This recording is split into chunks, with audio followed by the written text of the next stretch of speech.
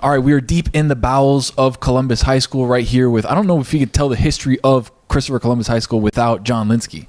42 years as an administrator, as a teacher, as a coach. What have you not done here? Retired.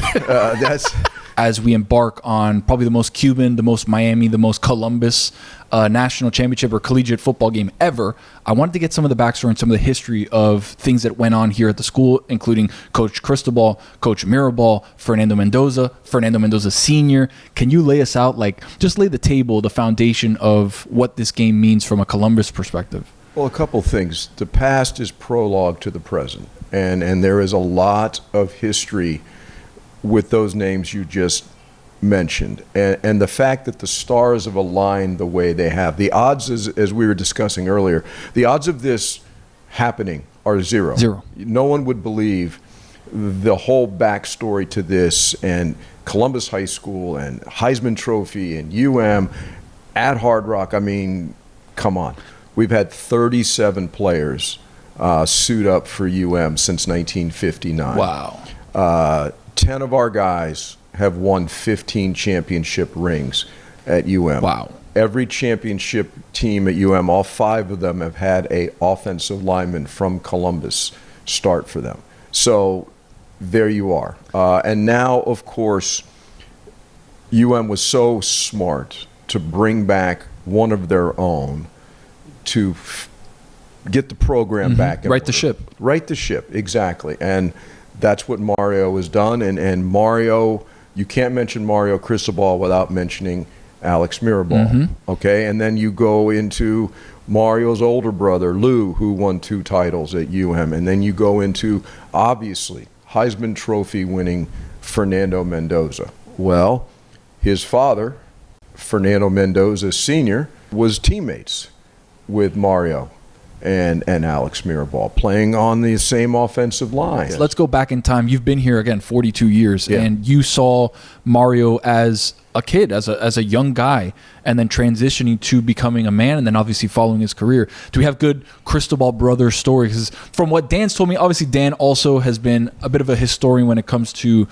sports in the market, and he grew up around the same time with the Cristobals, and he told me they're animals. They were caged animals just 24/7. My first year as a teacher, Mario and Alex were freshmen. So we actually started that journey together. Wow. And my memories of them are very vivid. Mario Cristobal's intensity has never wavered. People are who they are at 15. And Mario had his energy burned with the heat of a supernova. He was on all the time. Did not have an off switch, still does not have an off switch. Mario is who he is, and Alex Mirabal was like a rabid pit bull because, he's pretty diminutive. So if you're going to play offensive line at you got to be a dog. You got to be a dog. And he was. And were they a bit of a Mutt and Jeff situation, Mario and Alex? Yeah, 6'4", 5'4", broad shoulders, little guy. Yeah, but I mean, toughness that can't be described. Fernando Sr. was also an offensive lineman, and he was different than Mario. He was different than Lou. He was different than Alex, in that Fernando Sr. was very stoic, very reserved, very quiet, very polite, actually, but he was like a smoldering volcano. Game day, he erupted. And, I mean, he played with unbridled passion as well. And I think you see that aspect in Fernando and Alberto, the burning desire to win without being overtly insane. Yeah, no, 100%. And you look at Fernando now as part of this new generation of Columbus, lore and history and stuff. And how do you put that into perspective? Winning a Heisman Trophy like that doesn't happen to many schools. And you look at the rich history of this school, particularly when it comes to football, and now putting that as the crown jewel of kind of your football program at large. Speak to that. Like how does that feel?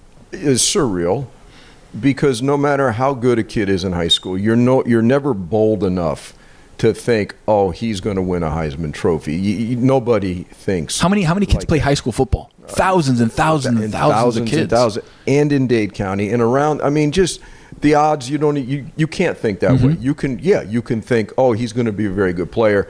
Maybe he'll play on Sunday, but Heisman. No. Nobody wins the Heisman. And as Dave Dunn said earlier, Fernando's journey to the Heisman is so well documented and so well earned.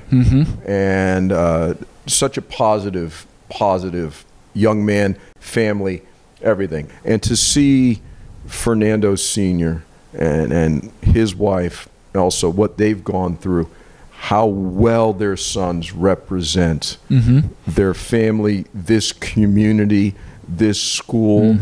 What more can you ask for? I'll tell you what, Monday night, the big winner is Columbus High School. Right. We have already won. No matter the outcome of the game, Columbus already won. Yeah, and we could not be prouder of what these guys have done for us, for this school, and again, for the community. Yeah.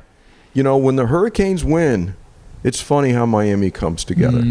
And so, like I said, this is Haley's Comet. This is once in a lifetime. This will never happen never see it again. And so we're going to revel in every moment. Coach, this has been an incredible history lesson. Thank you for the legacy that you've built here. Thank you for, just everything that you've done for the community of South Florida, for the University of Miami, for everything. Like this has been an incredible history lesson in Columbus High School history and lore. Tony, the pleasure's been all mine, and thank you for taking the time to come and visit Columbus High School. Absolutely. Thanks, Thank Coach. you, my brother. Thank you, man.